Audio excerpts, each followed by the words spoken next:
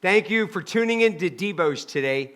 All this week, 2022, we're talking about only one life. Okay, listen, I want to put a fire under you. So as you go into prayer today, I want you to ask, oh God, I don't want to waste my life.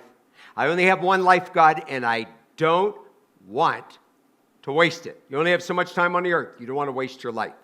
Now, next word I want to look at is laborize. You say, Pastor Mike, I've never heard of the word laborize. I know, because I just made it up, okay? This is in the dictionary of Pastor Mike, okay? So I wanted to find something with eyes in there. So let's laborize. Let's work. Let's labor. There ain't no free lunch.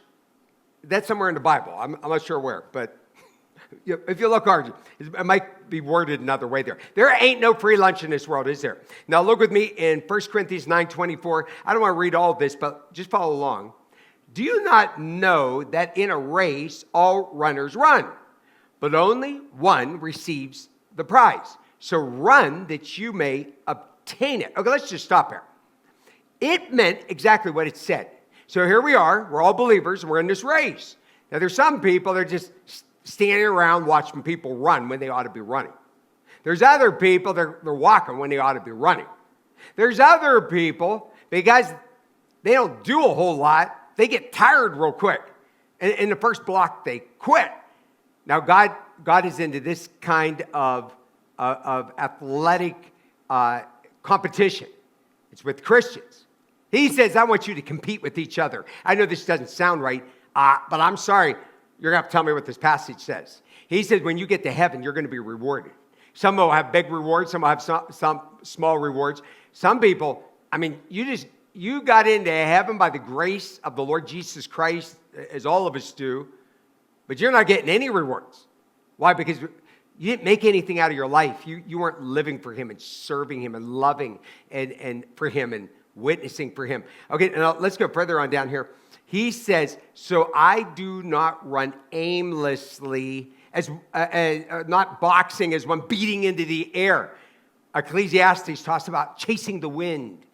Listen, we chase all the wrong things. We want to have an aim. We want to have a goal. We want to have something here we want to do. The will to win means nothing without the will to work. Now, the reason why most people don't go after goals and dreams is because it's a lot of hard work. Hey, but I got news for you. It's harder to do without. It's harder not being able to pay your bills. It's harder as a parent not be able to give some money towards your child's wedding or be able to take a gift to a birthday party.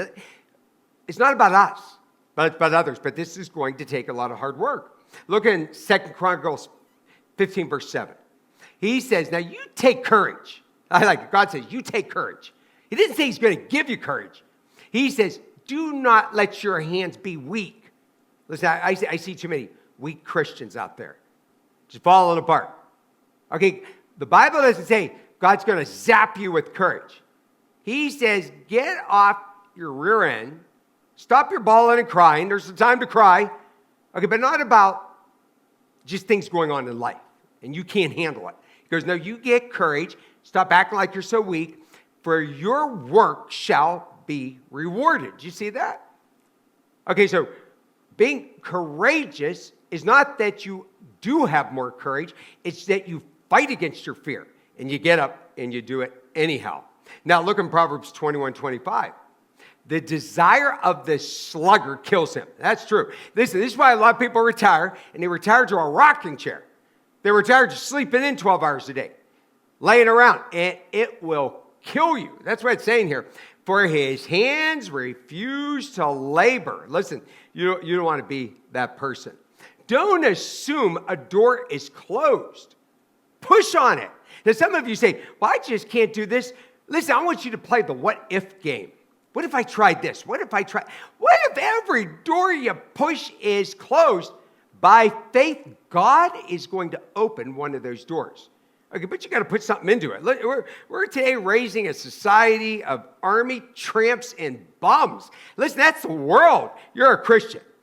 Listen, you don't want to be some freeloader. Don't assume that God's not going to answer your prayer. Listen, you only have one life. and I don't want you to waste it.